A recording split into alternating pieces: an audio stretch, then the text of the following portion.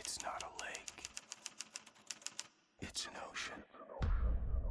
It's not a lake, it's an ocean. These are the final words of Alan Wake from the first game. This is a quote that not only describes where Alan Wake remains trapped, but it can also describe the expectations on the long-awaited sequel that arrives 13 years later. The quote is meant to convey that the Dark Place is so much deeper, complex, conflicting, and intricate than one would initially think or expect. A lake is big, but without waves and limited in scope.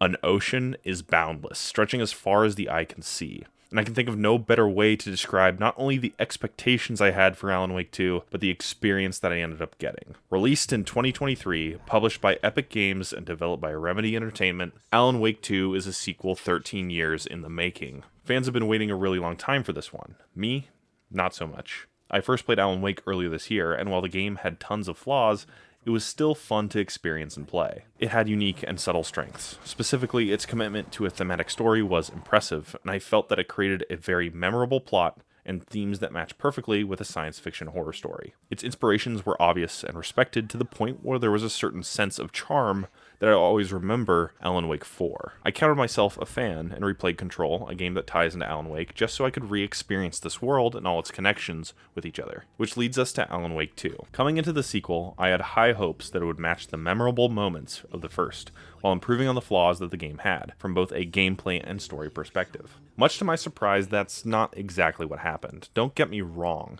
Alan Wake 2 is not only immersive and terrifying, but it is easily one of the most impressive and creative games I have played in recent memory. I can wholeheartedly say that it will be near the top of my Game of the Year list, if not one of my favorite games of this new console generation. Its story has a handful of memorable moments that will stick with me for a very long time. Its positives deserve to be discussed and addressed. But an ocean also has waves, unkind and cruel. In other words, I think that this game still has some significant flaws that also deserve to be discussed and addressed. Because Alan Wake 2 is a lot of things. It's fresh and unique, it's artistic, and it's an evolution and a culmination of what Remedy as a company has worked so hard to build over the last decade and a half. But it's also frustrating, currently broken, janky, overextended, and most of all, borderline unfair at times. If I had to describe Alan Wake 2's biggest sin, it's sacrificing so much to strike the right tone that it leaves behind basic gameplay and story conventions. I want to come out and say up front that this video is probably going to feel like I am nitpicking a lot. I want to make it clear that I don't expect everyone to have the same experience I have had, and overall, it was really a positive one. Again, I would go as far as to say that the game is one of my favorite games this year. The overall experience I got was unparalleled, but there are negatives, and I think it would be difficult to ignore if I want to look at Alan Wake 2 as a whole product and a piece of art. So let's take a dive into this vast ocean and analyze the strengths and weaknesses of Alan Wake 2. We've all been dying to know what "it's not a lake, it's an ocean" really means. You and me both. Well, our wait is over. And here's your official spoiler warning. I'll be covering the entire game and spoiling the first Alan Wake as well. If you haven't played either game and plan on playing them, I suggest that you stop watching this video and go play them, and whatever games you still need to play in order to catch up, like Control. Because I think that overall, it's worth the time and the money to better understand this wonderful world that Remedy have created. With that, let's dive in.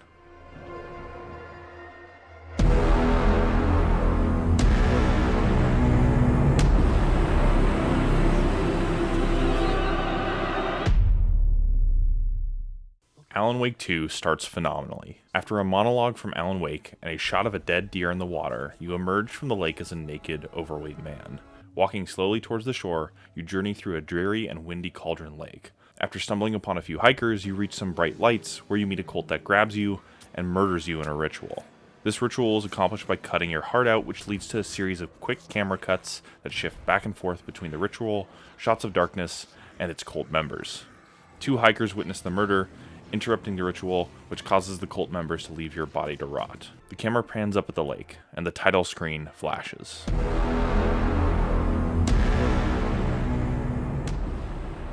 This opening teaches us three things. 1. The story is much darker than the first, and decides to mostly take itself really seriously. In the first Alan Wake, nothing this terrifying ever happened. In fact, many of its biggest jokes came from the fact that the game was self-aware of its influences and tone. Intentional or not, the dark presence is mostly cartoonish in nature, and it doesn't ever feel as scary as it could be. This time, however, half the story is focused on tracking down a cult and its connections to Alan Wake's disappearance 13 years ago. The opening shows how this will be handled tonally for a majority of the game. This immediately sets a bar for horror and suspense in this game, and I think the game as a whole is better off for it. It's a horror that feels unique and uncommon, which is hard to accomplish, but Alan Wake pulls it off pretty well. 2. The gameplay has completely shifted. Its focus is on presentation over content, style over substance. Alan Wake has almost always been about story, but Remedy doubles down on its importance. For example, it's not practical to wait around holding forward while watching a fat man walk up the shore. Some people might even be bored of this opening, but you do it because you're interested in where the story is taking you,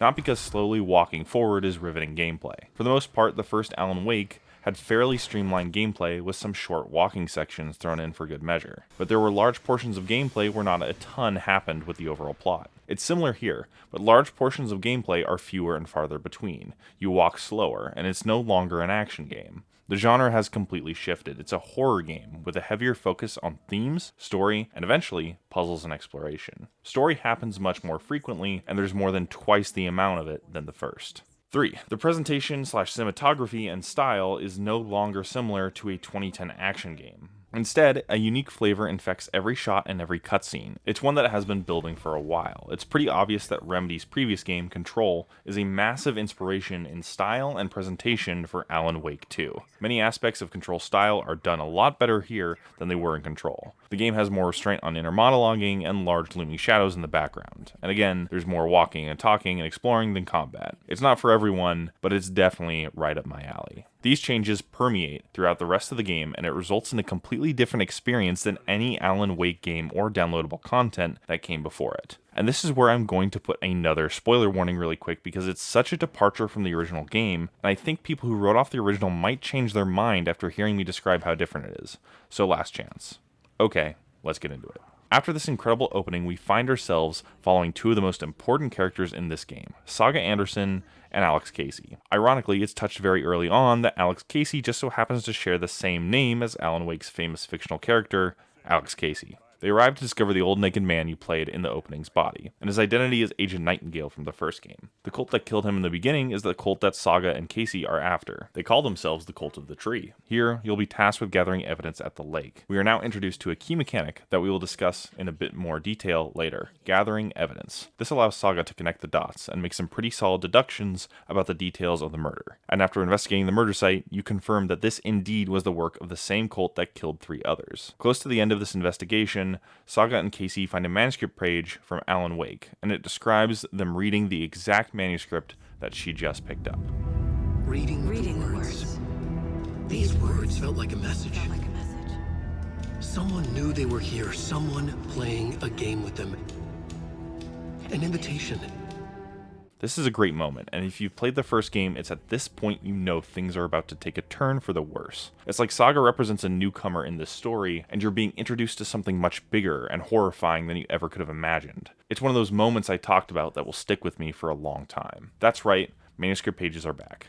My favorite part of the first game returns in full force, and all of its strengths with it. In my previous video on Alan Wake, I detailed how important these manuscripts are with creating successful atmosphere and tone. It's the exact same thing here. Detailing characters' thoughts, motivations, and sometimes even their fates, manuscripts are special world-building documents that are written from the perspective of Alan Wake. They expand the world in ways better than normal blocks of text found across the world. When I'm reading a sign or a sheet of paper written by someone random, I'm never as engrossed as I am in manuscript pages scattered around the world. I was honestly a bit afraid that they would drop the ball, as it's hard to capture lightning in a bottle twice, but they're as detailed and riveting as ever. Certain plot elements arguably make them more thrilling than ever before. As you can see, these documents have been heavily edited and changed, and it's a damn shame that they are only in Saga's half of the game, but I'll take it. I'm ecstatic to have them back. Anyways, Saga and Casey take the body back to Bright Falls, where they meet Sheriff Tim Breaker, cousin of Sarah Breaker from the first game, to discuss and talk to the witnesses of the crime. After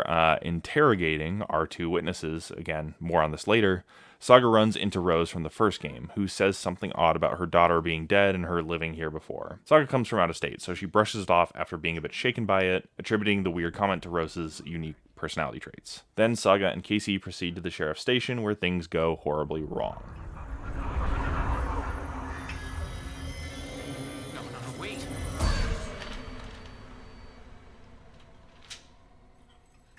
Sheriff? What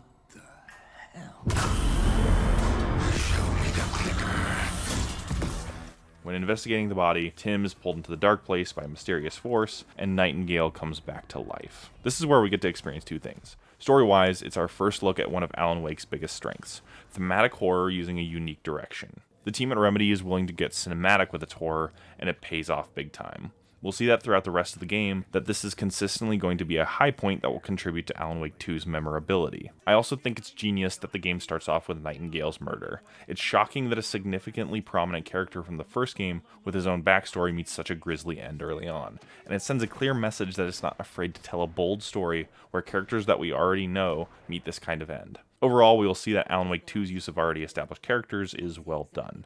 Alice, Rose, Torrin Odin, Nightingale, and Cynthia Weaver are all present in this story, and their involvements make sense. In fact, there's some nice twists that we'll get to later that involve your expectations of previously known characters and what has happened to them in the 13 years since. The first example is Nightingale's death, but honestly, that's just the tip of the iceberg. Speaking of Nightingale, he's now a Taken. The Dark Presence has taken over his body, and he is now a major threat. But after a botched encounter in the police station, he flees to Cauldron Lake, and you have to follow him there to chase him.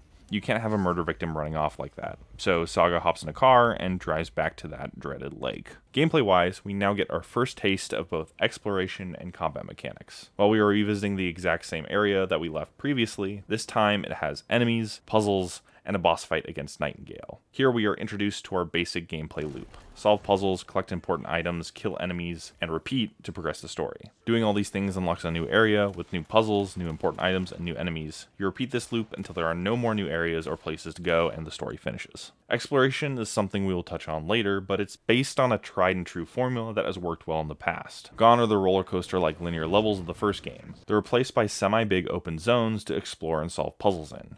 You'll gather key items to access new areas in linear succession, with new enemies awaiting your arrival. You'll go from location to location, with plenty of optional loot to find if you have a keen eye and a sharp enough mind to solve some extra puzzles. Sound familiar? Two things to note. One, you move slower than you think, which makes traversal a little tedious. And two, I found myself exploring a lot more than I thought I would, which means that for some people, this is a deadly combination. They'll hate how much walking there is. Luckily for me, this didn't bother me as much, and I was able to look past it pretty easily. The combat is, for the most part, a very basic modern survival horror game, but overall, it's one of Alan Wake 2's biggest weaknesses. The first game's fundamental and most important mechanic, using the flashlight to weaken enemies before you can shoot them, is back. However, simply shining the flashlight at an enemy is no longer enough to disperse its shield of darkness. Instead, another mechanic also makes a return.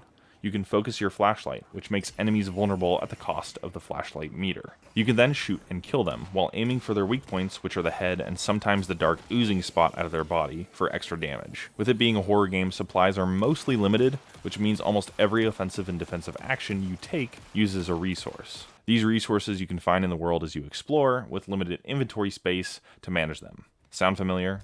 Again, this is important to keep in mind, and we will touch on this a bit later. The basic fundamental gameplay that I described is much improved from the first game, and it does so without sacrificing its themes around light. Flares, flare guns, flashbangs, and safe havens are all back, as there are your defensive options in this game. The combat is also strengthened by the fact that you'll be doing it much less, but it feels much more interactive because the game does a good job of making enemies a threat. I played on the hardest difficulty, and for most of the time, I had to take every encounter seriously. A single enemy can easily take you out, and early in the game, I could have easily died at any point. To complement the enemy encounters, the sound design also makes every single flashlight focus and gunshot pop. It's audibly and visually satisfying to defeat an enemy, much like the first game.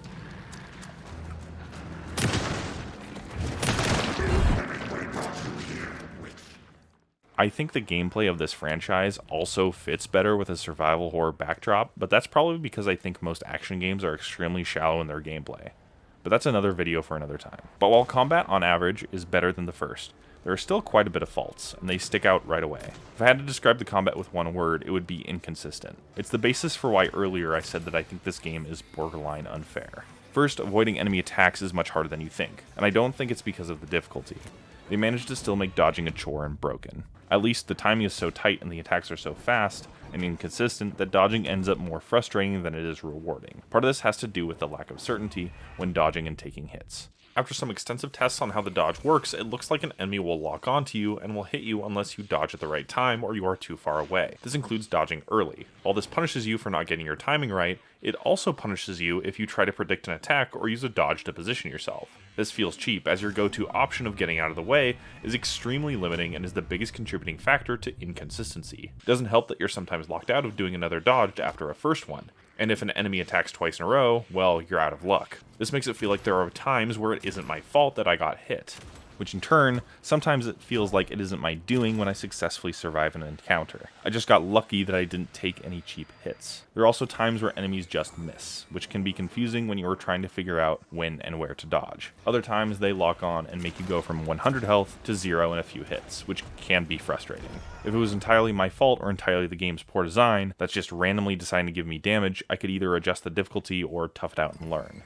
But since it's both, I don't feel justified in lowering the difficulty or just quitting. But worst of all, there's some moments in the game that make you feel like you're taking guaranteed hits. I know for a fact that I got hit at certain points and there was nothing I could reasonably do about it. There was one time where an enemy just spawned in and hit me after I activated my flashlight on a blocked door. I thought this was some funny glitch, but it happened again in the exact same location at the exact same time when I respawned after dying. Another time, specifically in the Nightingale fight, he appeared in front of me and just grabbed me and threw me, causing damage. But maybe my reactions suck, or maybe I just couldn't see well. Regardless, I have another example, and it is damning. An enemy literally throws an axe through a theme park ride. It's infuriating and unfair, and I don't think this is actually supposed to happen. This wouldn't be a big deal if hits didn't matter as much, but remember, we have a limited inventory with limited healing, without a reliable way to avoid damage anyways because the dodge sucks. It doesn't help that enemies' attacks feel like homing missiles. I feel like I've pressed the dodge button at every possible point that I could, and I still haven't figured out how to avoid these suckers. So taking guaranteed hits, from close or afar, from enemies big or small, is frustrating and unsatisfying, and makes it a chore to play when your success depends on enemy AI and how aggressive it decides to be. It doesn't help that in some bosses and enemy types there's a severe lack of visual clarity. We'll touch on this a lot later, but looking, seeing, and being able to respond in horror games is very important if you want solid gameplay. Second, the rules are unclear and inconsistent.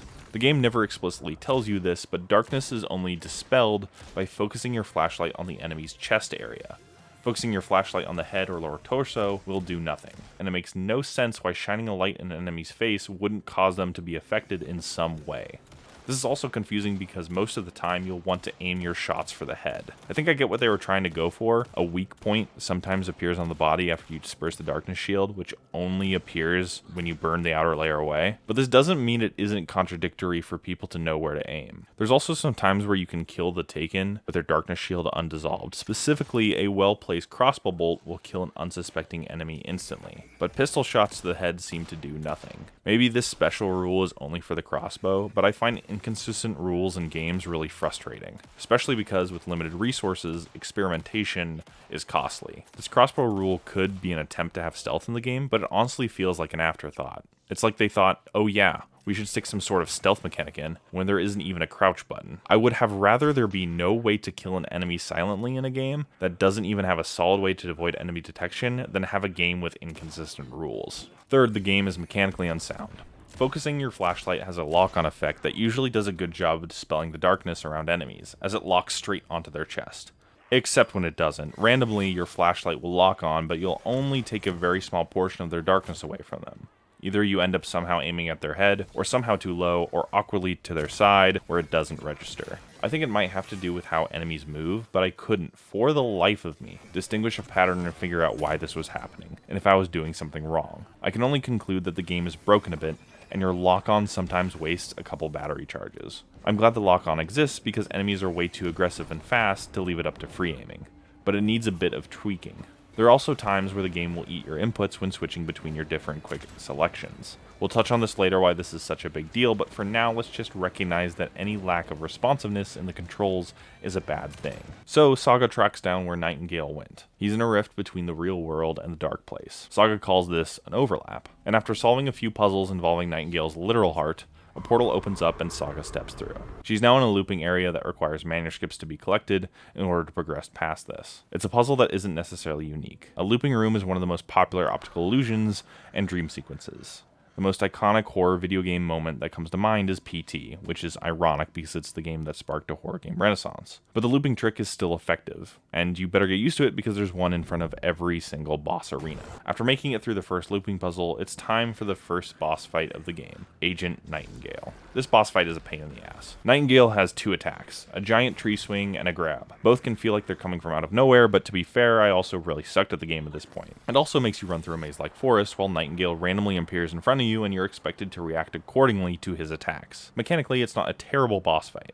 I think it would have been more fun if it was easier to see around the arena. Some of the footage I'm showing on screen are times where I felt like I couldn't see properly, and led to me dying more than I should have. In fact, visual clarity can be a huge issue with this game. It takes a keen eye to learn when enemies' darkness shields are back up and what attacks enemies are going to do, especially when the only indicator of a darkness shield is a blur effect, rather than their whole body covered in darkness like the first game. It looks prettier, but it takes away from a decent strategy when you feel like you don't know what to do, or especially in the Nightingale fight, where to go. Regardless, Nightingale finally goes down for good. It's at this point that we have our first communication with Alan Wake. The writer lost to the Dark Place 13 years ago, but it seems to be more of a phone call than an actual talk, as you're clearly not getting the full story between these two's communication. It's like a bad phone call where you're trying to understand each other, but you can't quite make out every word. Shortly after the transmission ends, Alan Wake himself shows up on the beach, unconscious. This is a very exciting plot point, and I really like this writing decision. I think it's a smart idea to have the first thing we see is that he got out and to keep the how a mystery for now. There's an element of the unknown surrounding his appearance, and I honestly have no idea where they were going to go with this. I was convinced that the entire sequel would be him attempting to escape, so I was fairly blindsided when he was already out. Not only were the sequel's possibilities now endless, it also keeps your expectations in check, while not holding back Alan and keeping the focus on him. A tempting story for this game would have been to have Alan involved as a passive character, similar to the Control DLC, but I'm really glad they didn't go this direction. Now on the shores of Cauldron Lake, Alan Wake wakes up and babbles about how something is all his fault. An evil doppelganger has gotten out named Scratch. I'm sure that this isn't important and there's no way this comes up later. He is then taken back to the police station in Bright Falls and interrogated on how he got out. It's at this point that we discover that Alan Wake 2 is a dual protagonist story that features two different storylines that intertwine as we teleport to Alan's side and experience the events of his escape.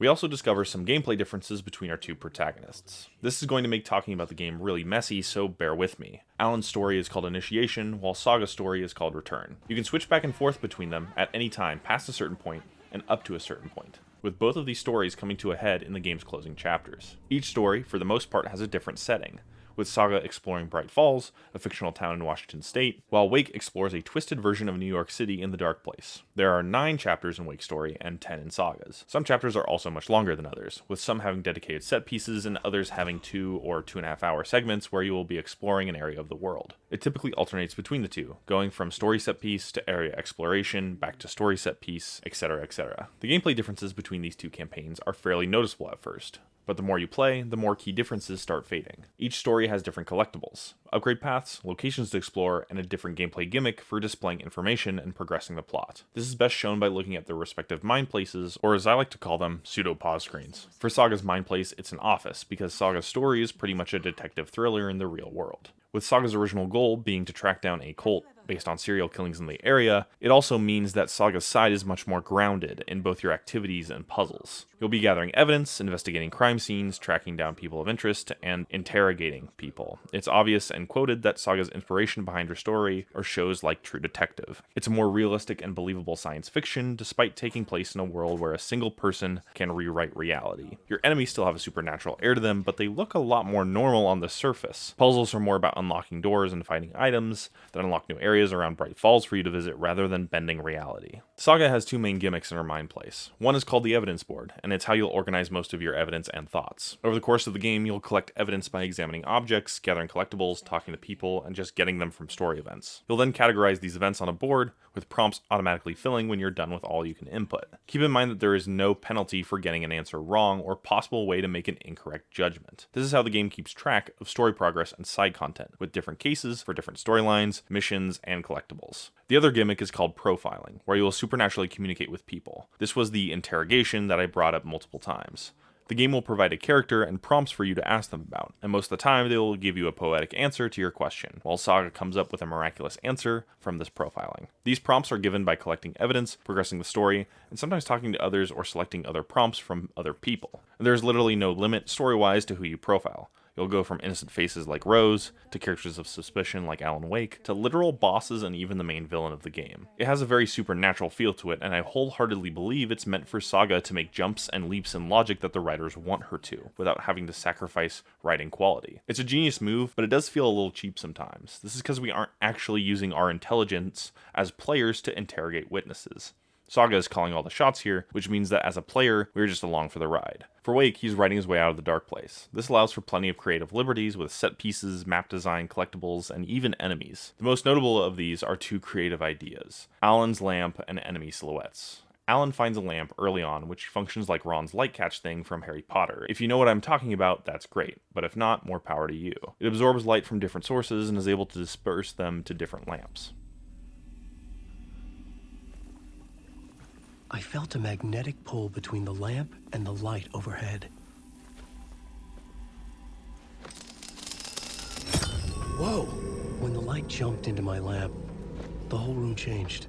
This not only shifts safe areas, but doing this also miraculously changes the world around you. I love this. It's using the fact that Wake is in the dark place and leveraging it to create unique mechanics and puzzles. Mechanically, it's simply holding A or cross to change the scene around you and progressing. But it's the presentation and aesthetic that make a simple puzzle so exciting. Although after the first area, I somehow was able to hold onto 4 light charges permanently, which also meant that I never had to make any decisions on where I wanted the light to go. Another creative decision is that doors may not always lead to where you expect them to. It was quite a surprise when going into a door on the opposite side of an alley, I popped out in a completely wrong place. I really enjoyed this mechanic, and this makes traversal in the dark place infinitely more thrilling. You're always wondering where you're going to end up, and it makes you rethink your reliance on a traditional map. Although I wish there were more of these, as they are rarely used in traversal after you pass through an area once.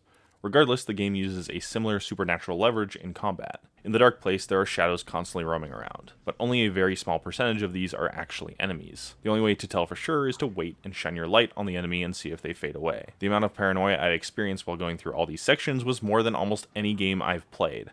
It's honestly one of the best mechanics, thematically and atmospherically, I've seen in any horror game ever. You play this unique game of, is this shadow actually an enemy this time, constantly, and that serves the atmosphere really well. There are even times where a horde of shadows are moving towards you, and only 1 or 2 of these are actually enemies. This is truly a scary moment because it brings uncertainty in your gameplay, and I applaud the game for doing this in a very unique way. Wake's most important gimmick, however, is the writer's room. This allows him to change his surroundings in a few of the game's areas. It's limited to select locations in the smaller sub-areas that you will get to across the story. He'll collect ideas and plot points through the level, and he'll apply them to change the scenery. For example, applying the idea New York murder in a subway opens up a new route to progress forward. Sometimes you'll need to swap out old ideas for new ideas in already visited locations, something like coming back to the subway station and swapping out New York murder for Cult's Ritual, which gives you supplies, collectibles, or even a new way forward. This is the defining characteristic of Wake's gameplay.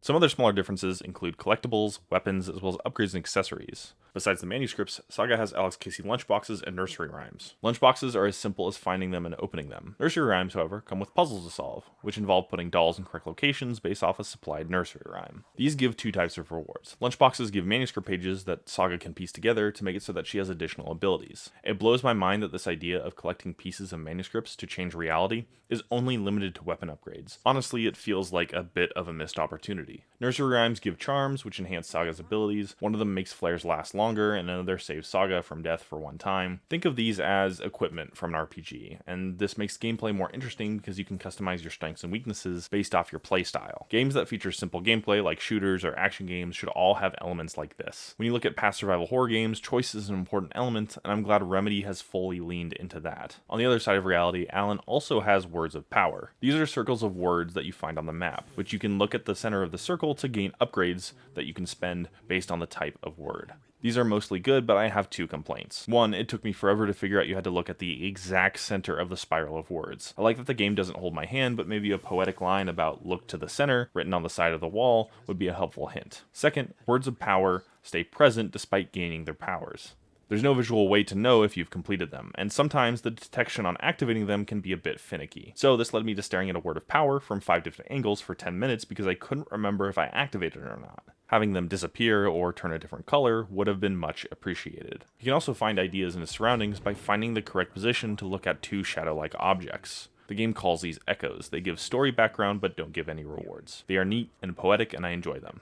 While it may seem like these settings or features are wildly different, in reality, both stories are structured in a very similar way. For both Saga and Alan, you'll go to various locations and explore them, and we will find very little reason to come back to them. Then you'll move back to the central location of the story, then go to the next location. Instead, it's in the little ways that Alan and Saga separate themselves, but looking back, it still feels like a cohesive game. A lot of games with 2 playable characters fall into a trap of having them either be too similar or too far apart in playstyle. Either you're basically playing the same character, or you're playing an entirely different game. And for Alan and Saga, although more similar than different, they hit the sweet spot that many games miss. And there's just enough here to warrant and justify the game's long length because of that. It helps that there's a certain sense of style from Remedy that was touched on earlier. The entire game is wrapped in a unique flavor. It's hard to describe, but this direction and delivery of the game make Alan Wake 2 feel radically different than just about anything else on the market. Remedy pulls off a lot of creative artistic decisions that I don't think any other company could, or even want to. For example, live action actors play a prominent role in a lot of the game's cutscenes, and usually, in most media, their inclusions in conjunction with animation feel out of place, but here, it always seems to mesh naturally. I think it goes to show 3 things. 1, how far technology has come as a whole to be able to flow from one to another without it being too jarring. 2, how good these actors are in their roles. And 3, how strong the writing is for a lot of these characters. Sometimes people forget to acknowledge that great acting can be built on the back of great writing and directing, and I think here it's a contributing factor. This acting, this style, these quick cuts,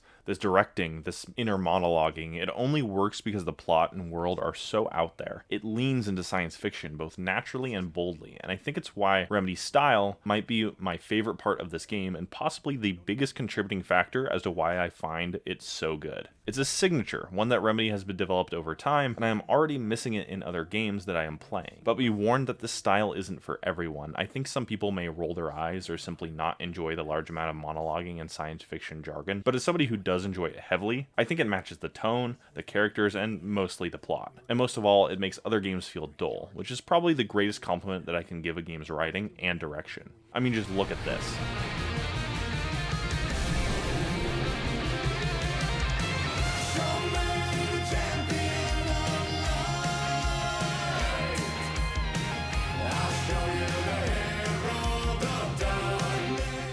Whether it's traditional horror or wacky set pieces, I was loving it. At this point, we have been introduced into the world of Alan Wake 2, learning about the basic pros and cons of its style, story, and combat. And despite my many criticisms of the game, I was having an incredible time so far. But as we move to the mid-game and eventually the end-game, strengths and weaknesses, as well as missed opportunities, start coming out of the darkness and into the light.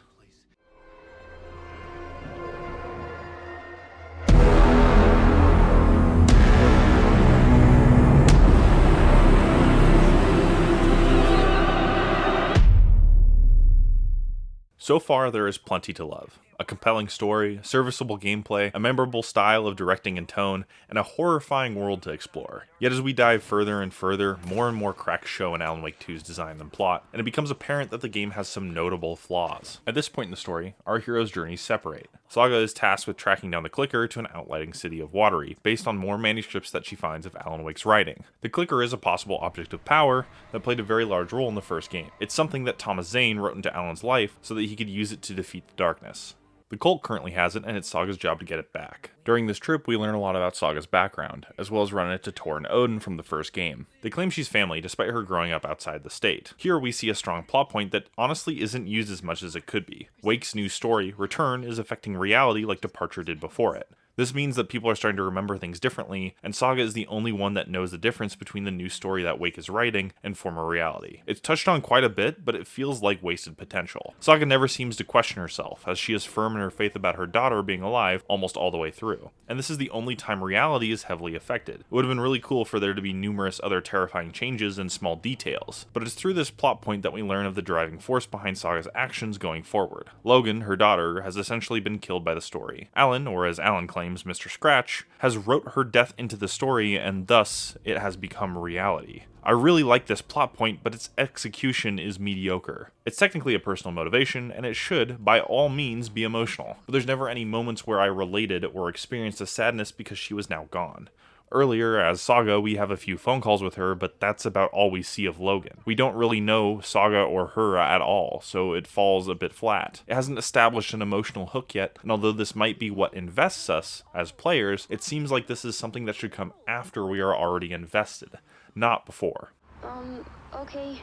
Watery is easily the best area in the game. Coffee World has a great aesthetic. An abandoned theme park with a wacky theme is scary, and has yet to be featured in a prominent survival horror game. This area is just big enough to feel like a maze, and get a little lost, but small enough to not get frustrated and completely lose track of where you are. Plus, it's one of those few times it doesn't directly tell you where to go, and what to do, which means you'll have to do a bit of exploring by yourself. There's also plenty of optional areas south of the park, which is a very nice touch for those that want to explore a bit. This is a new area, which means more puzzles to open and overlap, more enemies to kill, another looping section, and another boss fight. This time you're tasked with killing 2 deputies that are part of the cult, who you ran into earlier in the game at Cauldron Lake. This boss fight is worse than the last, with it being split into 2 sections. The first is avoiding gunfire by hiding behind rocks, all while trying to find places to focus your flashlight on. Do this enough and the next phase begins. The deputies come out as 2 regular enemies, a big one and a fast ranged one, and they're now vulnerable to regular gunfire and flashlights. It's my least favorite fight in the game, and it's more annoying than compelling. After an unremarkable boss fight, we have another vision of Saga and Wake connecting. More miscommunication between the 2 follows, and it leads to Saga trying to rush back to Wake to give him the clicker, which she now has in her possession after defeating the deputies. But she's too late. The cult has attacked Wake, who is waiting for Saga back at Bright Falls. After a scramble at the cabin and a small section where you play as Alan trying to escape, the FBC swoops in and takes hold of some cult leaders and Wake. Things go from bad to worse as Casey is now missing, Wake is in FBC custody, and Agent Estevez from the FBC has completely taken over the investigation, relieving Saga of duties. Meanwhile, Alan, in the past,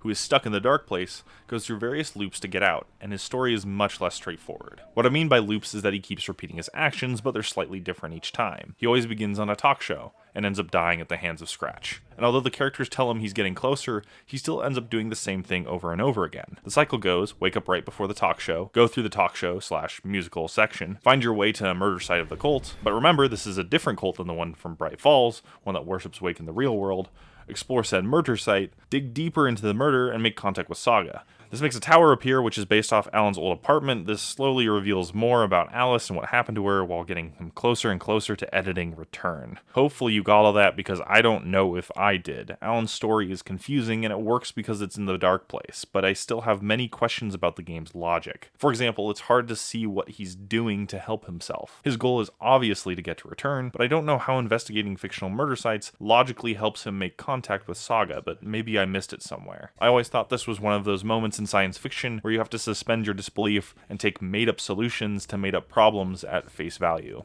All I know is Saga is helping Wake from the real world, and her overlap activities seem to open a way to Parliament Tower. After beating the game and going back through my footage, I still didn't understand this plot point.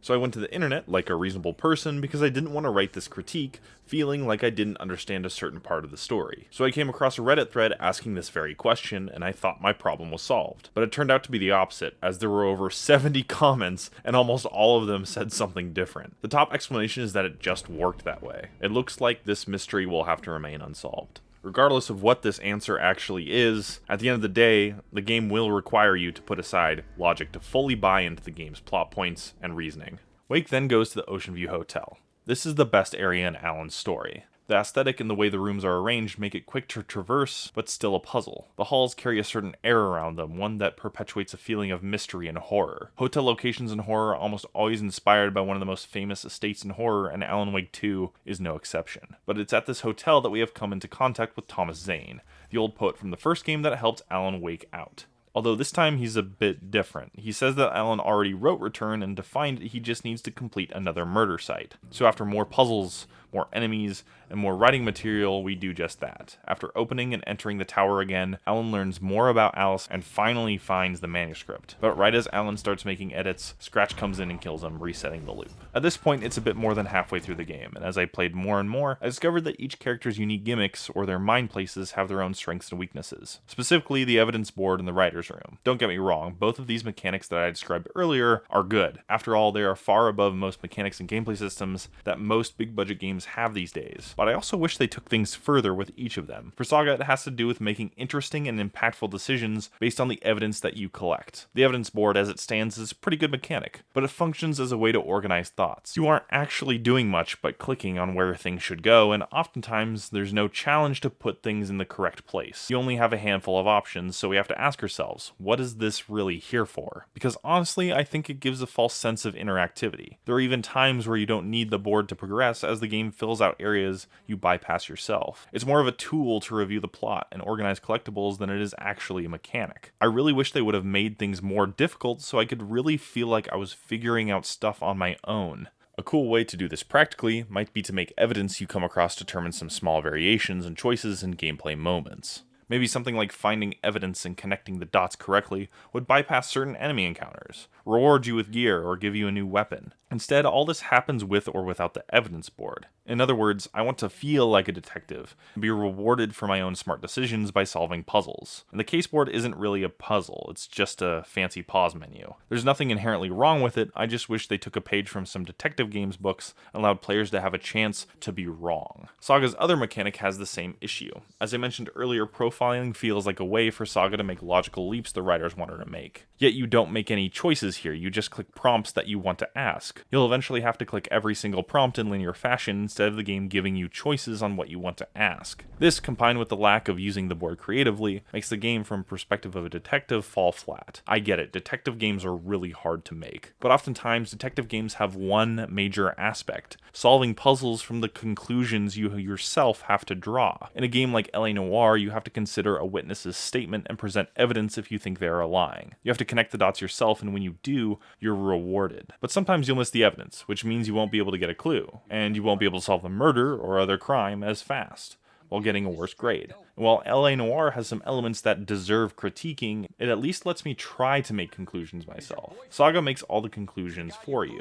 Maybe this is all asking too much. After all, it's a survival horror game, not a mystery detective game. But I think adding in this genre into a boiling pot would have set it apart from the rest of the survival horror experiences. I mentioned earlier that the linear design of this system wasn't my cup of tea, but it's at this point where its missed opportunities started to weigh on me. In the end, its heavy detective inspirations are shown, not felt, and although the story, tone, and gameplay integrations are creative and unique, the actual mechanics and the decisions you make are shallow. For Alan, he has a stronger mind place, but I would prefer for him to have a bit more logic to how you choose which scene to apply. At a certain time, there are only a max of 4 scenes to choose from. In reality, I'm just going to pause, select a different scene, unpause, then see what changed, over and over again. It's more like hitting the skip button on a song than writing a different scene. Rather than smart creative play, it rewards plugging and chugging. A way to solve this is to instead build an arsenal of ideas that might have its sections feel a little less linear, and feel like you have more options to choose from. It's like building an arsenal of words. If you've ever played Ace Attorney, you often have tons of evidence to choose from for a series of statements. As the game goes on, you'll have more evidence and more statements, which makes the game more difficult. More scenes, more options, and logical results would take this mechanic from a third base hit to a grand slam. The implications are exciting and open up more possibilities too, as this would also mean that you have to pick the correct choice. Maybe even picking the wrong choice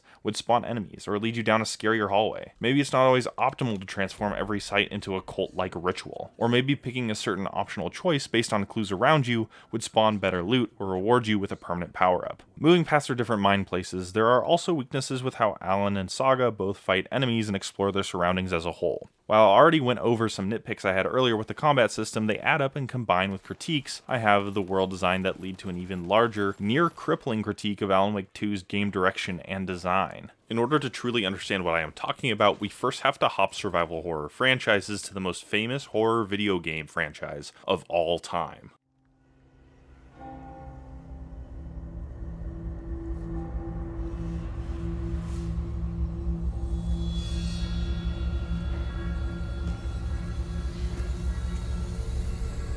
Where's everyone going? Bingo?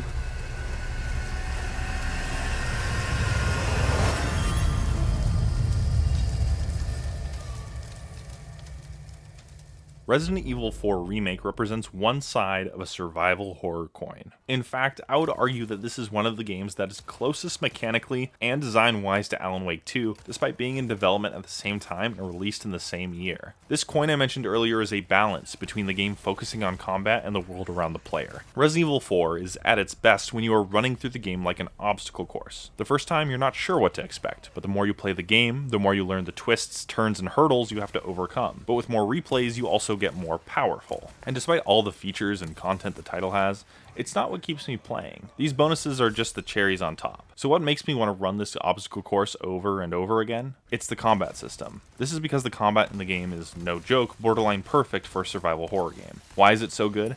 Because the game does just enough to make you feel the pressure of enemies without making it wholly unfair. It gives you a healthy level of control, but forcing you to make split-second decisions. Do you see how the enemies slowly jog up to me and attack? This allows me to navigate, position, and execute my strategy without feeling like I am overwhelmed, while not making things too easy either. The parry system also works perfectly, with different enemy types having different parry timings. And the parry also keeps you grounded, which makes movement 100% under your control, as opposed to Alan Wake 2's dodge, which makes you feel like you're losing control of your positioning. Not only does the dodge commit you to a certain direction, it also takes roughly 45 frames to be able to act again and buffer an action like reload, as opposed to a parry in Resident Evil 4, where you can act roughly 14 to 15 frames after you parry to buffer a melee attack that knocks enemies around you down. That's half a second, and although that seems small, it's actually a lot. The parry both rewards player skill and gives a player control. I'm not saying Alan Wake 2 should have a parry. In fact, I think a defensive dodge fits this game better. I am saying that Resident Evil 4's parry is executed flawlessly, and Alan Wake 2's dodge leaves much to be desired, and it could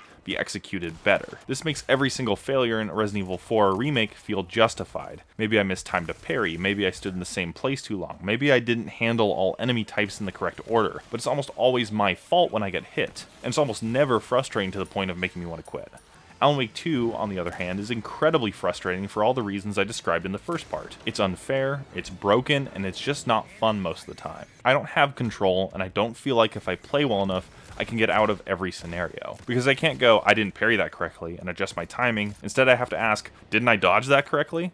Or, why did that hit me? And there are a lot of times where I even have to ask, where the hell am I, and where the hell are they? Because most of all, Resident Evil 4 excels at making every single enemy visible, which means you're getting all the information you need to. I think this might be one of the biggest factors for enjoyment. Even in the game's darkest sections, I can still clearly see every enemy and type, which again allows me to execute my strategy and game plan. Remember, the game either makes enemies run towards you, or have enemies be lit up when they're about to fire at you. This means you're rarely ever searching for an enemy unless the game really wants you to.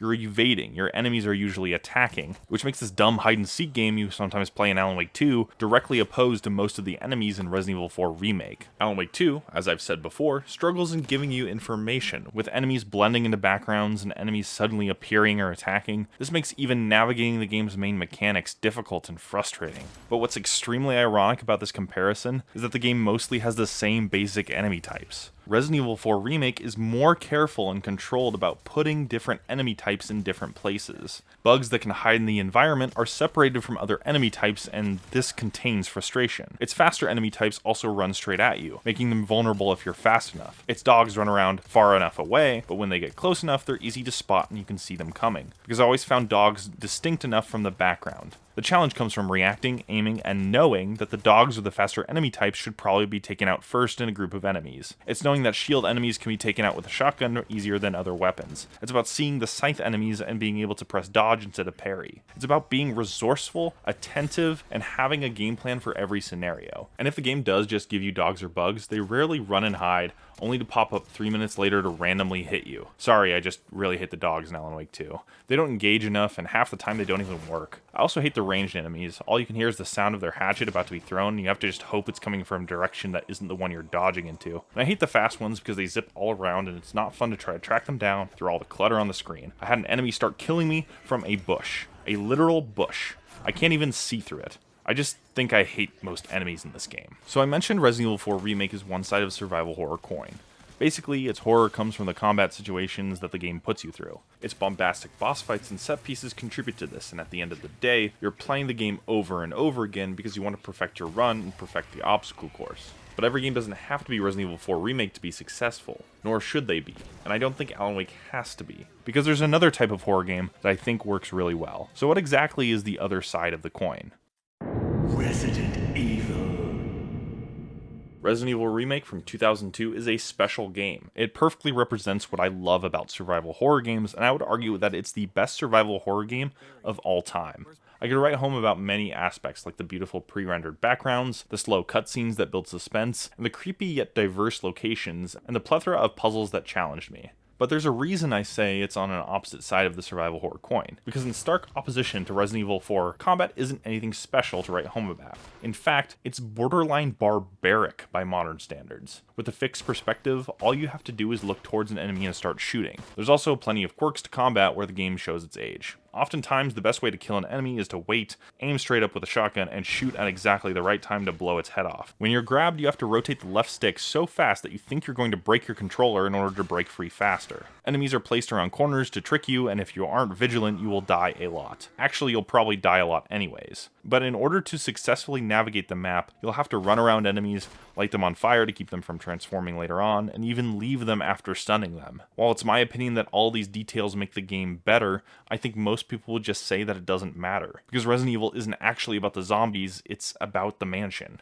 Your goal is to solve puzzles and find Chris or Jill or Barry or Wesker. You just need to get out of there alive, not kill every zombie. This is shown in exploration and how many different puzzles there are around the mansion. Almost every room is a puzzle that needs to be solved. It's not a killing challenge. Maybe it actually has a puzzle in it, or maybe you need to find something from another room to get something that belongs in the room back on the first floor. In other words, it's not an obstacle course, it's a massive game-wide jigsaw puzzle. And this giant puzzle is brutal. It doesn't hesitate to punish you for making mistakes or not taking its requests or time limits seriously. Yet Alan Wake 2 isn't a giant puzzle. Sure, it has puzzles in it, but it almost always tells you specifically where you need to go and what you need to do. You're rarely ever wandering around trying to find your next destination because pressing Y or triangle will tell you immediately where to go. The game holds your hand all the way through, telling you where to go, what to do, and even what to think. This is because of two reasons. One, as I mentioned, Alan Wake 2 is closer to Resident Evil 4 Remake's overall design, with linear exploration complementing the story.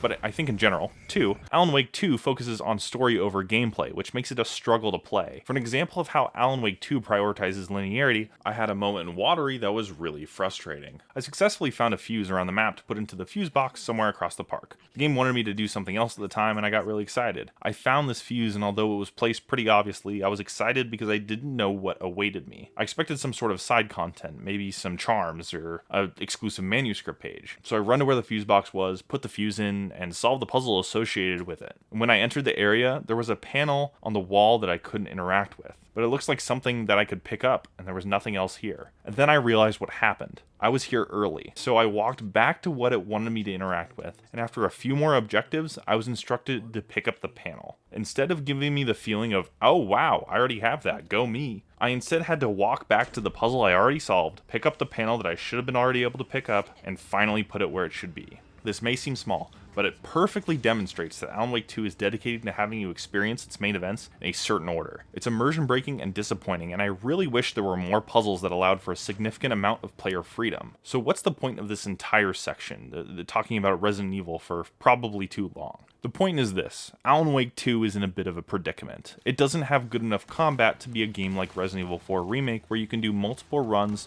to perfect your play in a combat system that's responsive, intuitive, and optimized. But at the same time, Alan Wake 2 doesn't have the world design that makes the remake of the first Resident Evil so special.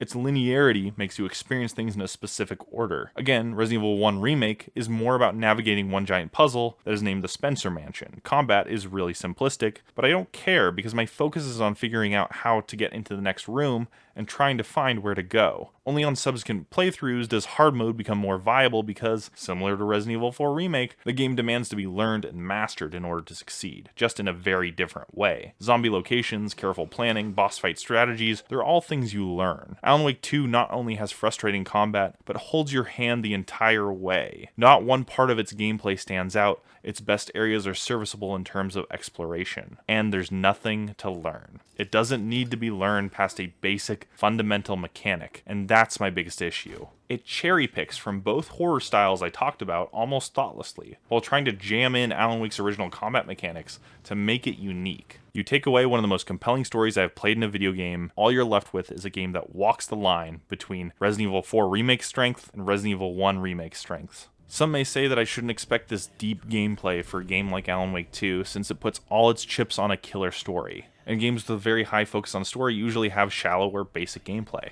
This is something that separates it from the Resident Evil games. Both of them are focused on different aspects of gameplay, while each had a decent story in its own right. Gameplay was focused and optimized. Alan Wake 2 feels like the opposite. Story is king and it shows. But at the end of the day, I don't really buy this dismissal because I still have to play the game. And while I may be lenient with my critiques because I enjoy the story, which is honestly exactly what I'm doing, I can still point out their flaws.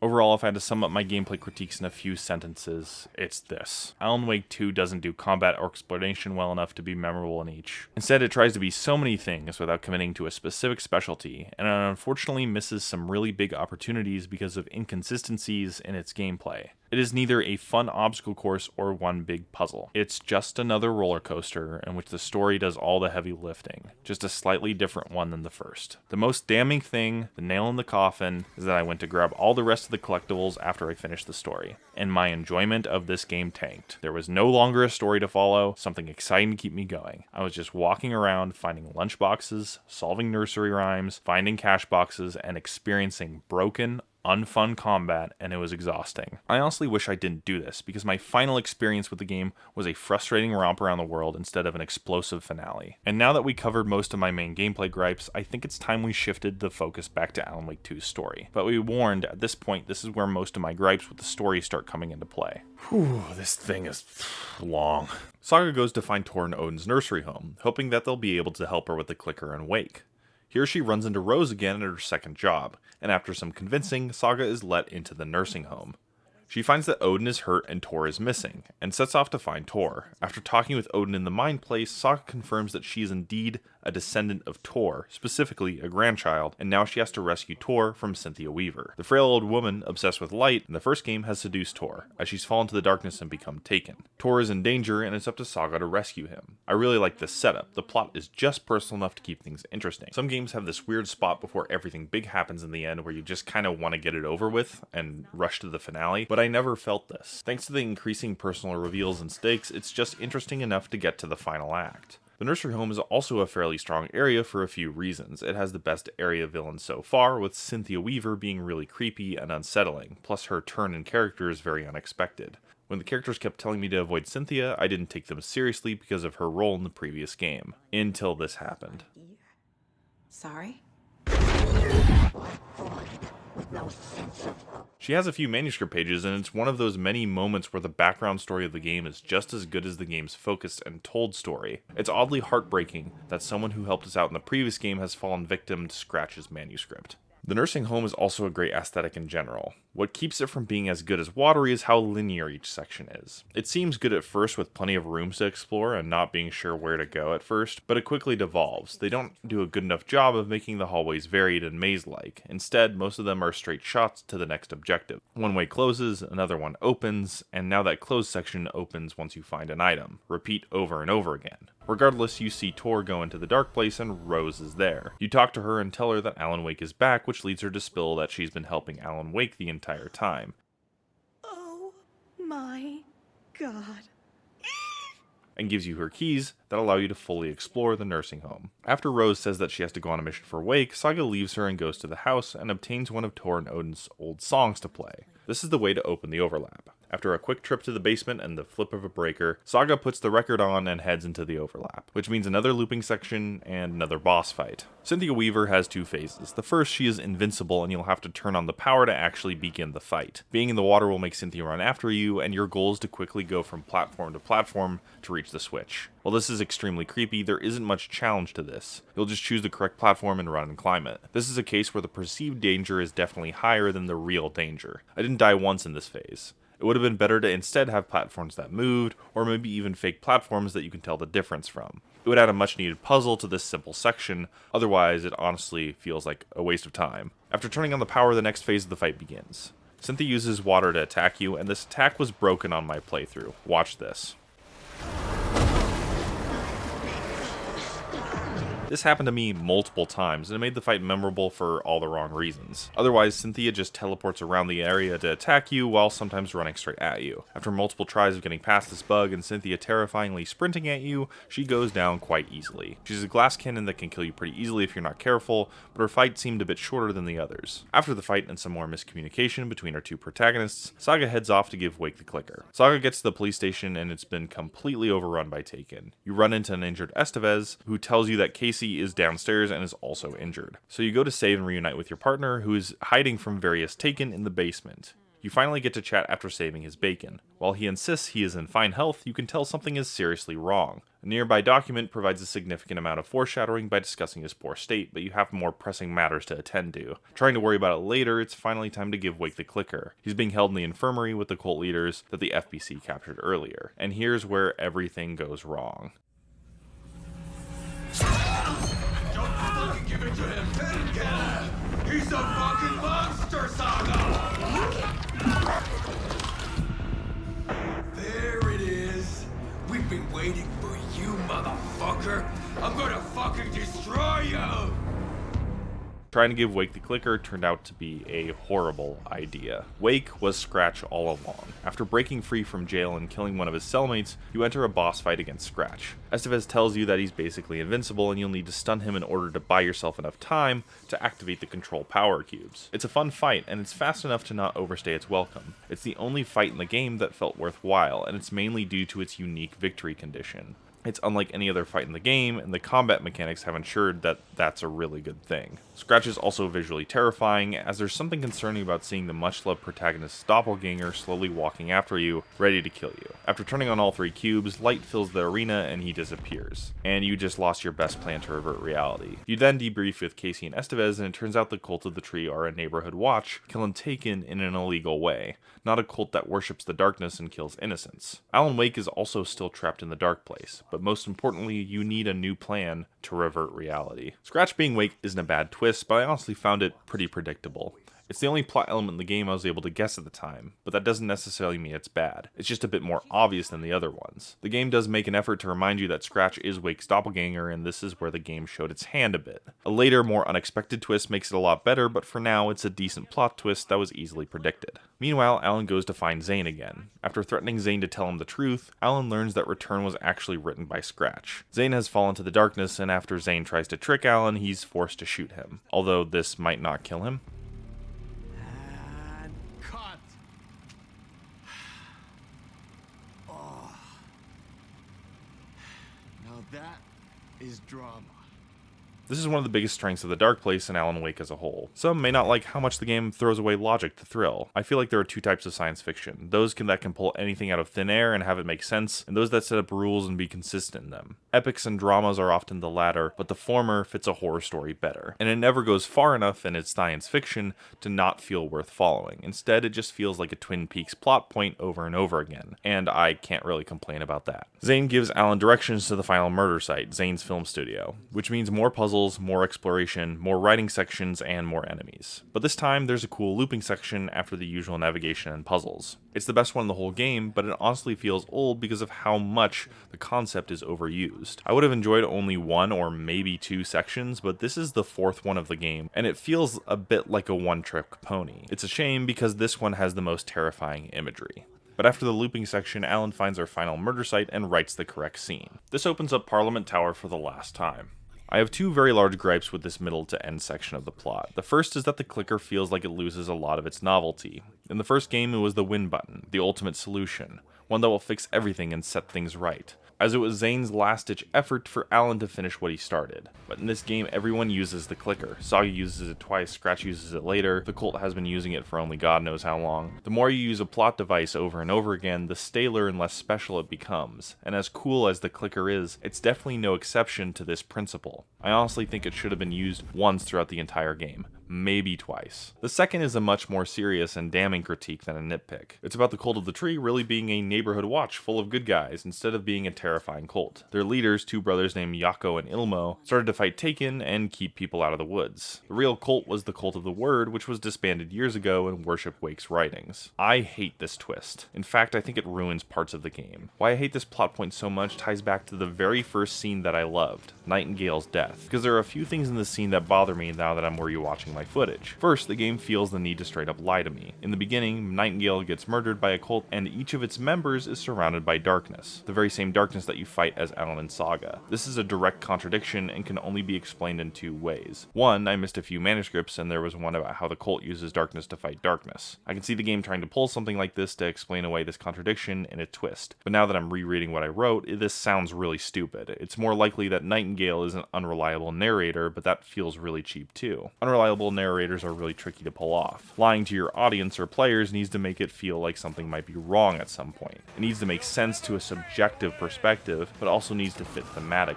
But this apparent lie feels convenient instead of interesting. Why would Nightingale see darkness around the cult members when it isn't really there? Any explanation feels both dumb and nonsensical. Having the cult be good is unexpected mainly because it's so dumb. I didn't think the writers would do something that stupid. Second, after rewatching the opening scene, I am no longer scared. I am no longer watching someone be murdered. I was watching people do what I was doing throughout the entire game. In fact, going back through my footage, I'm a little jealous of the time when I thought that I was on the heels of a terrifying darkness-worshipping cult that is actively supporting a supernatural force. Although it's been done before in Dead Space, it's still extremely scary. So I feel like the proverbial wind has been taken out of my horror sails. It's inched closer to the Saturday morning cartoon villain of the previous game, which wasn't bad in the first game's setting and tone, but it is bad for a straightforward horror game. I insist. While the mid-game was full of ups and downs, the endgame is even more so. Because as we approach the endgame, things get even more controversial, with even more unexpected story decisions that I don't think every fan will be excited about.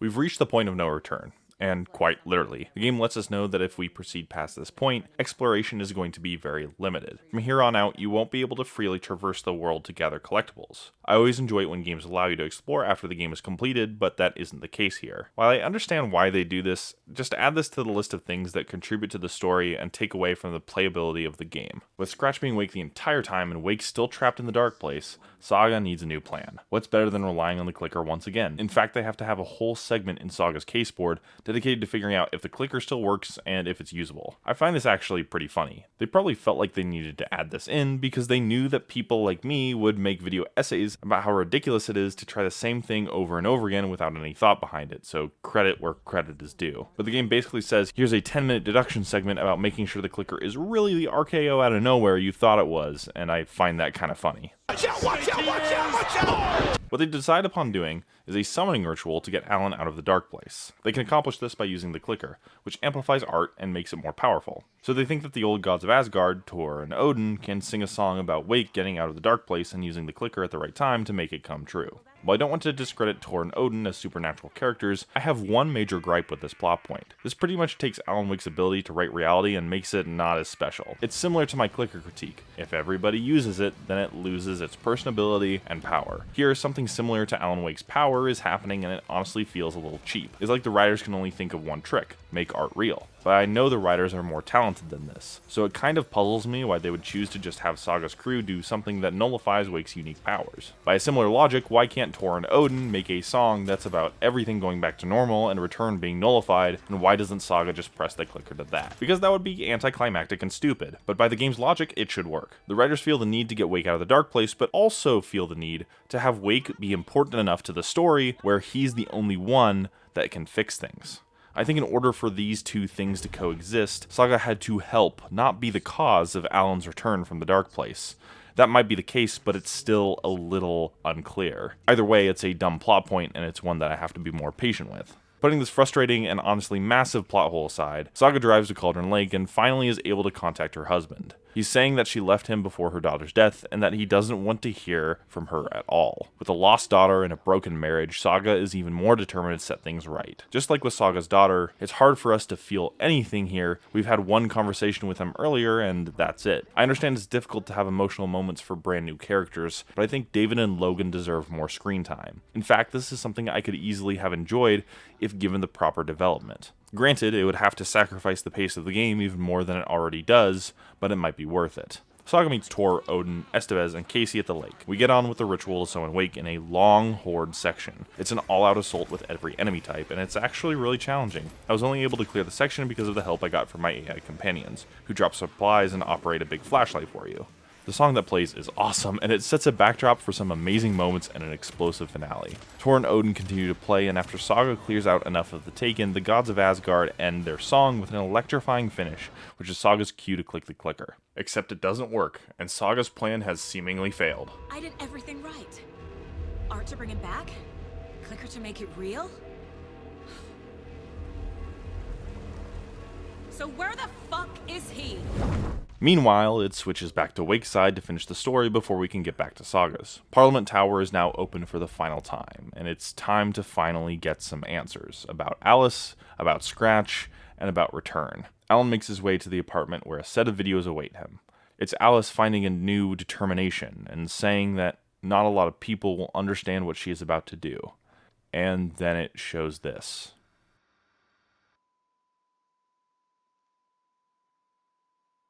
This Alice reveal is a massive gut punch and is done so incredibly well, and for multiple reasons. The fact that this game saves this for near last is incredibly impressive. It's a lesson in saving the oomph for later in the story, and it's much more crushing knowing that a lot of the time we spent here and everything from the first game was seemingly wasted.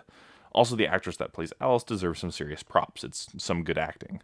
Plus, the photos that show change slowly, and it's like watching a train wreck happen right before your eyes. I had a strong emotion, one which I can only describe as terror. It's also much more of an effective gut punch than Saga's marriage problems, simply because we have spent so much time trying to rescue Alice in the first game.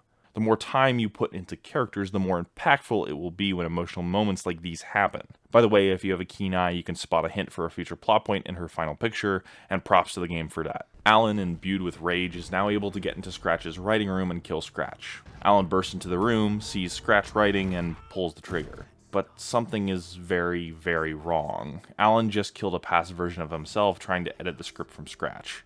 This feeling of dread, a sense of oh no, is masterfully done. I literally said oh crap out loud because of that slow build-up and the delivery of this moment. It solidifies the game's biggest strength, delivery and direction. But it's here we learn something that I honestly didn't expect. Wake is Scratch. It's not explained at this moment, but it's less of separate beings and more that Scratch is Wake with the dark presence inside him. He's been the one haunting Alice. He technically wrote Return. It's unclear how much influence the dark presence has on Wake's personality when he's Scratch, but regardless, it's a great twist. The game's been setting them up as separate people for a long time, and although I guess that they were connected deeper somehow, it's still unexpected. Back in Saga's story, she realizes that the clicker did work, but it sent Wake into last week. When Wake woke up, he said this. Are you okay? No! It's my fault! He got out! With my face! Scratch! One thing I admire about this game is it's not afraid to have our characters make wrong assumptions that come back to bite them later. A lot of stories have reveals and they stick to them, and it kind of shows how much of a detective story this tries to be. For all my gripes about not being detective enough, I will admit that this is pretty well done. I just wish it would have stimulated players drawing these conclusions themselves a bit better. Unfortunately for Saga, Wake/Scratch shows up and we get our final boss fight of the game. It's pretty much copy and paste from the last one, except now there's only 2 lights to activate instead of 3. After luring him into the containment center, Estevez activates the trap, and surprise, it didn't work. The dark presence is too strong and completely obliterates the containment field. Rather than taking a step towards defeating Scratch, things go from bad to worse. Scratch transfers hosts from Wake to Casey, and Saga is thrown into the lake, which means she's now stuck in the dark place. Alan is left on the shores with Estevez, and Casey takes the clicker and uses it to start making Return a permanent reality. Tor and Odin dive into the lake to go after Saga, and we're left in control of Wake. This next part is brilliant as we make our way to the town of Bright Falls. Almost everything is styled like classic Alan Wake. Multiple lights guide your way as enemies emerge from the woods from all sides, with Alan commentating his journey on the way. On top of this, you've got plenty of ammo. It's a wonderful callback that brought a smile to my face, and this and the following moments are some I will never forget. Because when you finally get to Bright Falls, an overlap is wide open for you to follow Casey into the dark place. What comes next is one of the most outstanding monologues in a video game. Just listen to this. In 2010, I dived in, a leap of faith for Alice, with no idea that the cost would be a nightmare worse than death. It had taken me 13 years to get out. Now Alice was dead, because of me. And I was gonna make that leap again, this time knowing the cost all too well. And with one of the coolest shots in the game that references the original Alan Wake logo,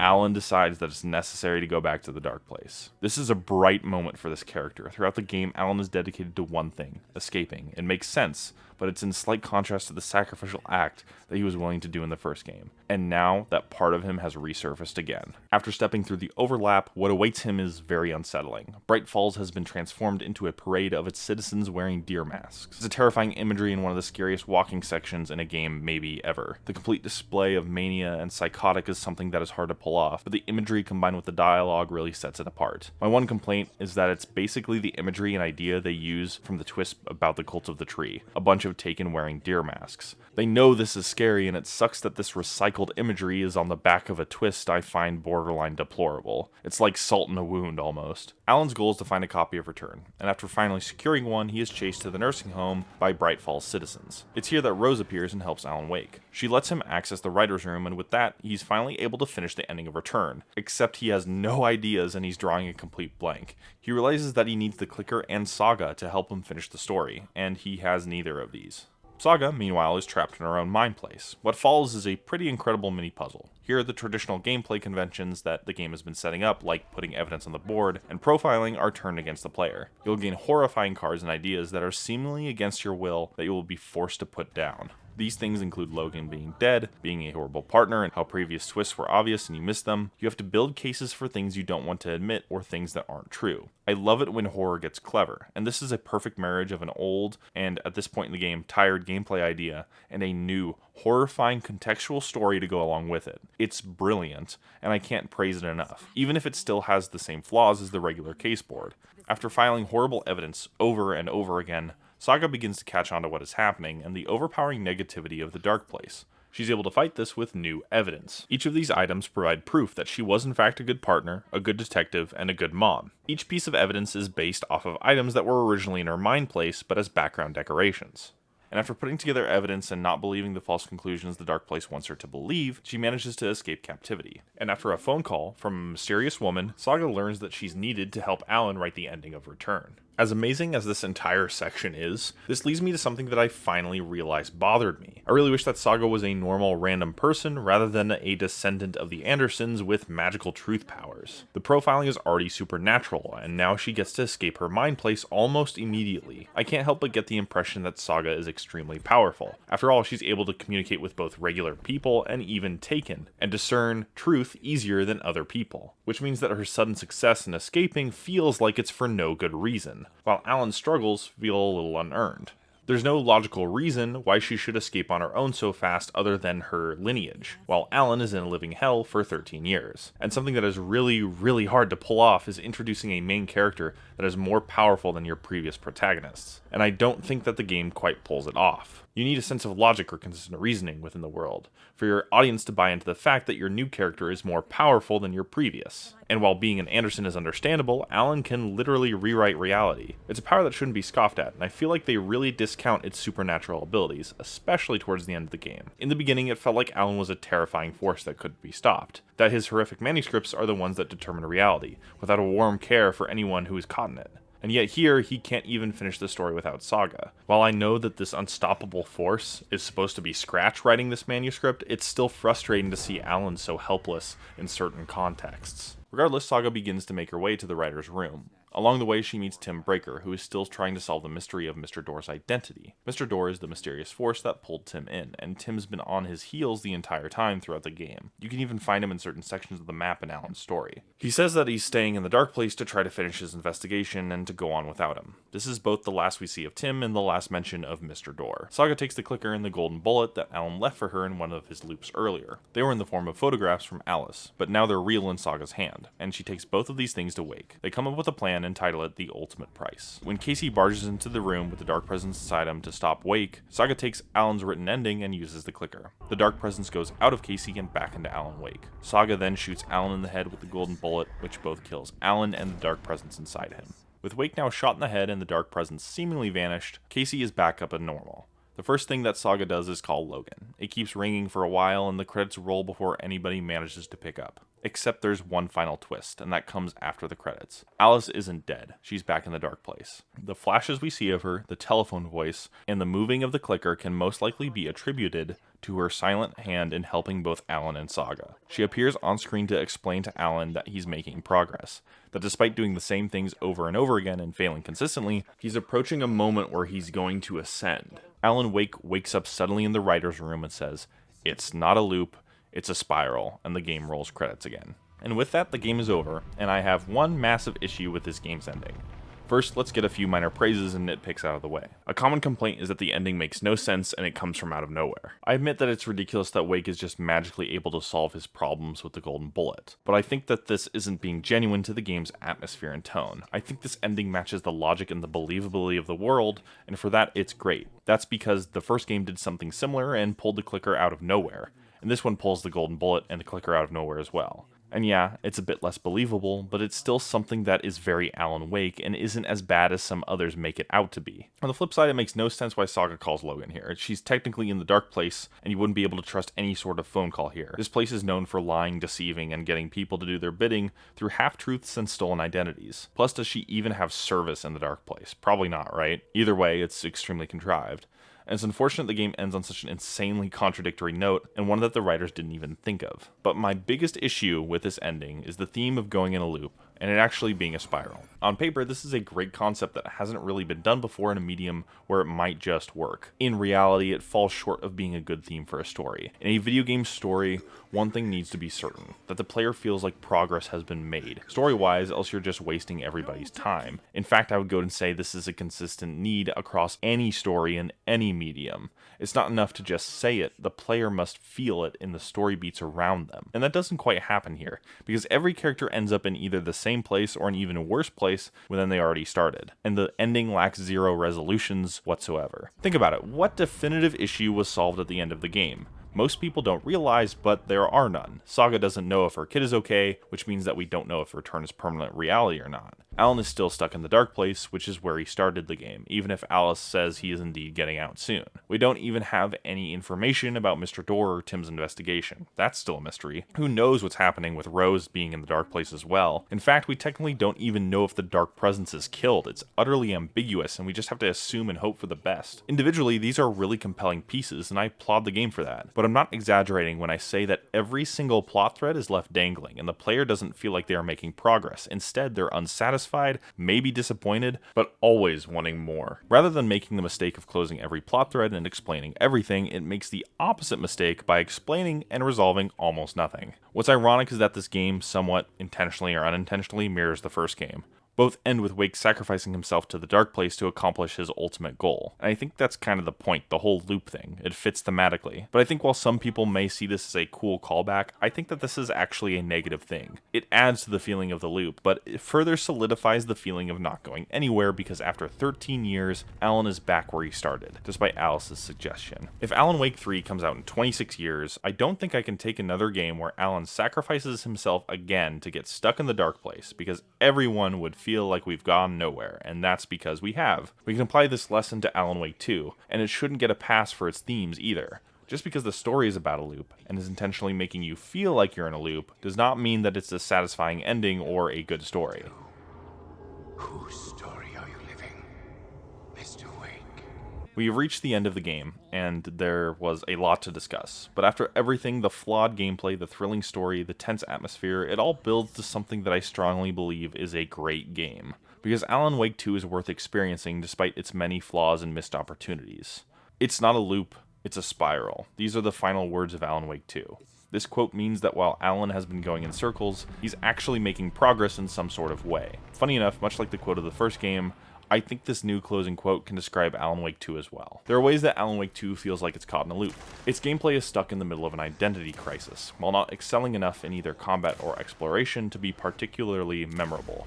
There are some missing opportunities involving mechanics that they were so close to capitalizing on, and yet they missed the mark. It could easily feel like the weaknesses of Alan Wake all over again. A strong direction and story is let down by its gameplay and a few controversial narrative decisions. Yet, in reality, it's a spiral, and one that's going upward. The story has some great, memorable moments that keep you on the edge of your seat, and in surprising ways that I hope pay off in the future. The gameplay is just good enough to not distract from the amazing atmosphere and direction that the game has. Sam Lake and his team deserve all the props that they are going to get. The game has made some serious progress from the first, and just like the first game, more games should look to Alan Wake 2 for examples of creativity and how to truly do a sequel. Because I'm tired of the cookie cutter copy and paste pattern that so many video games decide to take part of, especially sequels. I'm tired of games that play it safe, and rather than innovate, decide to optimize and double down on their strengths and weaknesses to the point where they become creatively bankrupt. At the end of the day, as a massive new fan of this franchise, I'd rather happily wait on a new Alan Wake for 13 years than experiencing more cookie cutter sequels any day of the week.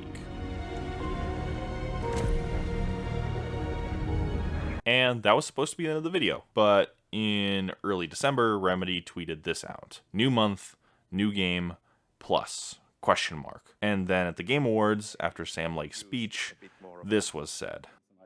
One other thing, next Monday, December 11th, New Game Plus, the final draft is going to be coming out. New story content, so yeah, go play it, thanks. Thank you. So I guess let's run it again, on Nightmare difficulty.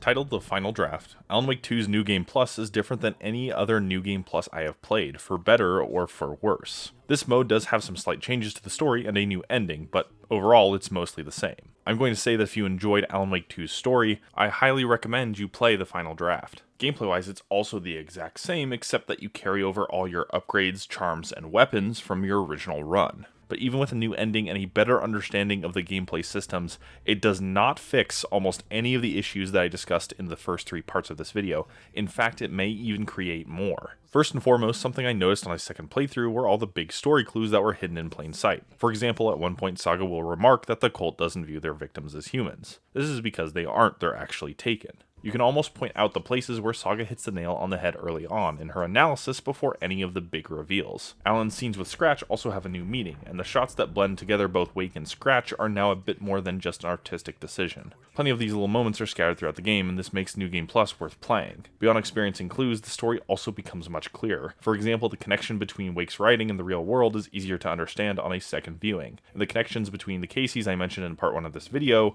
are more than just coincidences. Rather than trying to comprehend this behemoth of a story, you're filling the gaps of what you missed the first time. It's a good time and one that I recommend. Second, I'm going to double down on my gameplay critiques from earlier, both of the combat mechanics and Alan and Saga's mind places. I played on the new hardest difficulty this time, and although things were a bit more challenging, they were also easier because I quickly started getting all the upgrades again. In fact, Nightmare mode wasn't that much harder than hard mode, it might actually have been easier. This is because every upgrade is now available even if you've gotten it before, which means that you get powerful very fast. And yet despite both New Game Plus and a change in difficulty, every single gameplay problem I had still persisted. My flashlight was still inconsistent and dodging was still broken, although enemies were a little less frustrating to deal with. This might be because the enemy AI was toned down a bit in some patches, but that's just me guessing based off how little I died in this new playthrough and how little I had to search for enemies this time. I will say that getting more skilled at dodging made me encounter less problems with it as frequently as I had in my first playthrough. I even got 2 perfect dodges in a row at one point.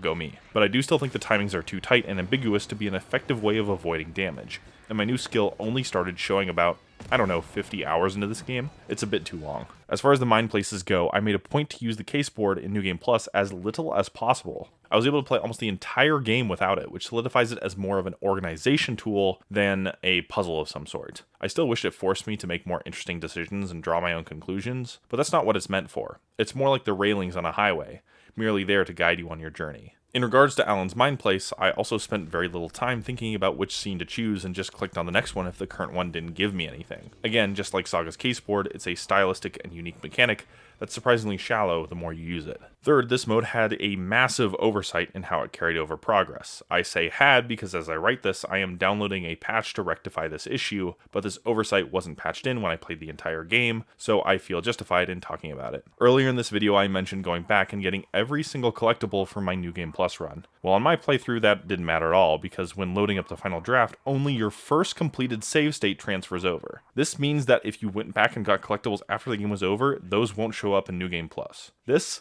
blows my mind. In fact, I thought this was so ludicrously stupid, I was convinced that there was some sort of technical limitation behind this. That having you carry over all your items was something that was impossible due to a poor design choice in how the game was fundamentally built. That any attempts at fixing this issue was like taking too many Jenga blocks out of a Jenga tower, and Remedy needed to keep this game from toppling over. But on December 19th, Remedy released a patch that allows any final draft run that has started that day and onward to carry over all collectibles collected at any time. While this is great news for those starting their runs, those that are currently in the middle of theirs, or if you're already finished the run like me, you're out of luck. While props to Remedy for fixing this, it means that this was an intentional decision in the first place, which is honestly even more baffling. It might be the worst decision regarding a New Game Plus mechanic that I have ever seen, and I am not exaggerating.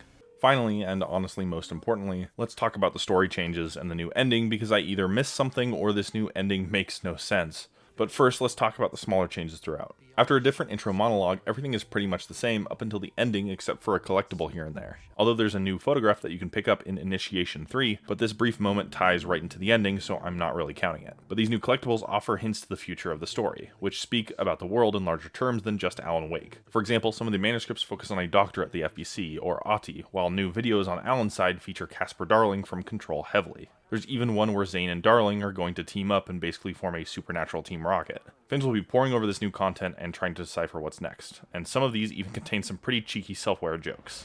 Is this the voice of the dreamer? What's strange is it sounds a little bit like my voice. At least I think they're jokes. The real changes start right as Saga exits her mind place in Return 9. Right before heading to Alan, she can talk to Tor and Odin, who say that this is only the beginning, their role in the real world is done, and that they're staying in the dark place. Saga then goes to Wake, where the ending plays out like normal, except Wake has a different monologue confirming a few things. First is that they've been looping the entire game up until this point, over and over again. Second is that shooting Alan only dispersed the dark presence to be born again. It's only that Alan is able to break this loop with Alice's help. Saga shoots Wake again, and after Wake's death, the phone doesn't keep ringing when Saga calls Logan. She picks up, saying that she had a horrible nightmare. Saga then tells her she's on her way home, and shortly after that, Wake rises from the dead, saying that the plan worked and Scratch is gone for good. He thanks Alice and tells her that he loves her, and with Alan officially returning, Alan declares himself the master of many worlds, and the credits roll for the final time. Okay, let's unpack this ending. Two big things that stand out. First is that I want to touch on my biggest critique of the original ending. There are too many unresolved mysteries. This new ending fixes that, right? Because the ending of Return is officially changed with Logan being alive. That's enough progress to feel something, right? Yes, to be fair, this is a bit better than the regular ending in some ways, like actually having reality be back to normal. But in others, it's even worse. Because while Return is no longer reality, and although it heavily implies that Alan, Saga, and Casey are out of the dark place, Alice is still trapped there. So instead of being back to square one in Alan Wake 2, we're almost back to a different square one from the original Alan Wake. The entire plot of that game is rescuing Alice. Yet at the end of Alan Wake 2, Alan is out and Alice is stuck. So all that we have accomplished in the second game has undone the work of Alan in the first game. If this isn't a loop, I don't know what a loop is anymore. The only thing I can do is put my faith in Remedy that this is going in a good direction, but I guess we'll have to wait even longer to find out if my faith is misplaced. I'm not a game writer, but something I would personally change about the second ending is Alan's dialogue. I would have made Alan double down on finding Alice by him still sticking in the dark place, this time searching for her. This scenario hasn't been done before, and I think would actually feel like we are heading in a slightly new direction. While this isn't a perfect solution, I think it's much improved over what we got. The new ending is just meant to confirm that they did change reality back and function as a wink to the fans with the whole Master of Worlds line, as this ties into some of Dr. Darling's theories in Control. Second, I said something a few seconds ago that contradicted a story beat that I described in part 3 of this video. In part 3, I said that after the ending, Saga and Casey were still in the dark place. Yet when talking to Odin and Tor in the final draft, they make it abundantly clear that Ati is helping Saga completely leave the dark place. I might have just been wrong, but if I am right, then there's a massive issue. Wake re-enters the dark place through the overlap in Bright Falls created by Casey with the clicker. So if Wake is in the dark place, writing the new ending, and Saga shows up at Wake's doorstep after escaping the dark place, either Saga hasn't escaped the dark place, or Wake was never in the dark place while rewriting Return. Neither of these options make any sense. Again, Tor and Odin make it very clear that Saga is getting out, and this would explain why she tries to call Logan. On the flip side, Alan's writer's room is in the dark place, and if he isn't in the dark place, then this makes little sense, and it feels like it cheapens this moment that I loved so much earlier, specifically the moment where he's willing to dive back into the dark place in Bright Falls. So either way, something doesn't add up. If you have an explanation for this, please leave it down in the comments, because I honestly can't think of anything that would make sense within the story. The only thing I can possibly think of is that Wake is in some sort of overlap that isn't actually a part of the dark place, but that still doesn't explain how he's able to rewrite reality. It's that, or he must have missed something. Either way, I think the game can be a bit clearer on this, and maybe this is something Remedy will explain in the future. Overall, the final draft is worth experiencing if you like the game on your first playthrough. It doesn't revolutionize the game in any way, but instead allows it to breathe a bit more, while throwing in a few treats for the fans, as well as hints for the future of the franchise. Plus, I think this new ending is well worth experiencing, even if things are more complicated and confusing. It's an ending that I believe is going to sink or swim depending on what comes next, which is something that I eagerly await. Just like how New Game Plus didn't change any of my issues with the game, it also didn't change the conclusion that I arrived at earlier. Simply put, Alan Wake 2 is worth 13 years of waiting. There are so many improvements and little tweaks that can be made for DLC and a sequel, but if you look at Alan Wake 2 as a whole, that matters less and less. Because I said before, Alan Wake 2 is a spiral and it's going upwards. Story and gameplay issues aside, it's infinitely more creative and impressive than any other game I've played this year, and even in the past few years. It may sound like I'm giving points for effort, but I kinda am, because it blows the socks off other sequels in so many areas. And no matter how many copies it sells, Remedy will always be a company that makes games that lead the industry in storytelling and creativity, things that they obviously pride themselves on, and rightfully so. Earlier, I said that other games should look to Alan Wake 2, and I would go even further to say that other studios should look to Remedy Entertainment, because I will remember my time with this mind-bending mystery for years to come. And while I will also remember all the flaws it has, I don't regret my time with Alan Wake 2. Because it's not a game, it's an event.